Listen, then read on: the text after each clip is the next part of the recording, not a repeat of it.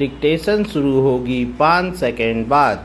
5 4 3 2 1 start. महोदय, योजनाएं बन जाने के बाद प्रारंभ होता है उनका क्रियान्वयन। अभी तक सरकारी विभाग काफ़ी सीमा तक विकास कार्य ठेकेदारों के माध्यम से कराते थे। इसके फलस्वरूप विकास कार्य के लिए उपलब्ध धन का काफ़ी बड़ा हिस्सा ठेकेदारों की जेबों में चला जाता था और अफसरशाही की तामझाम पर जो खर्चा होता है सो अलग।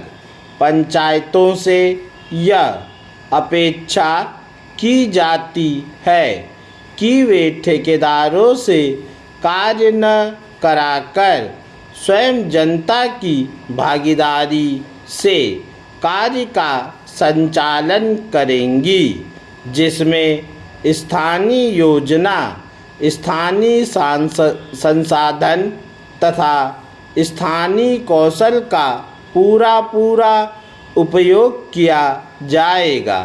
जैसा कि ऊपर कहा जा चुका है कि स्वैच्छिक संस्थाओं के पास सहभागी पद्धति से कार्य करने का व्यापक अनुभव है, इसलिए वे पंचायतों को इस कार्य में मदद कर सकती हैं।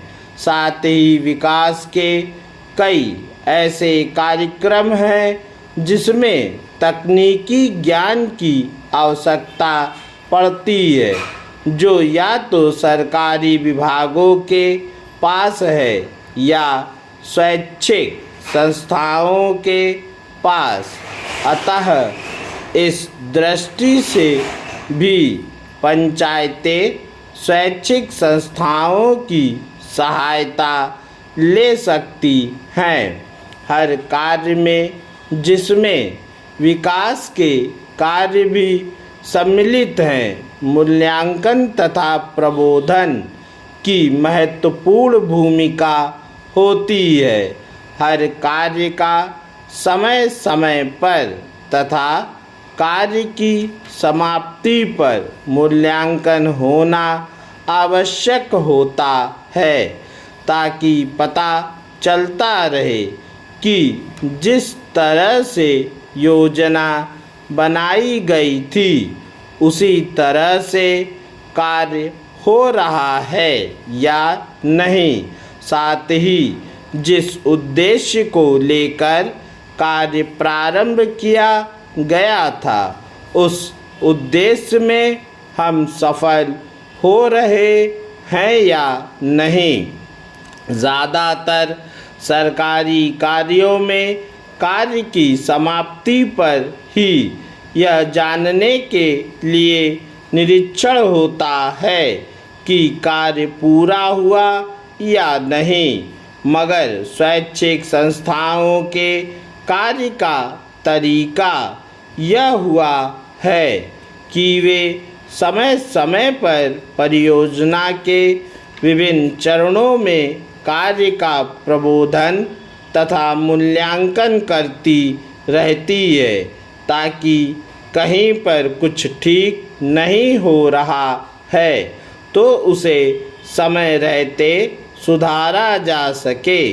इस तरह कार्य करने से सफलता की संभावना अधिक रहती है और यही कारण है कि आज राष्ट्रीय तथा अंतर्राष्ट्रीय स्तर पर स्वैच्छिक संस्थाओं के कार्यों को सराहा गया है।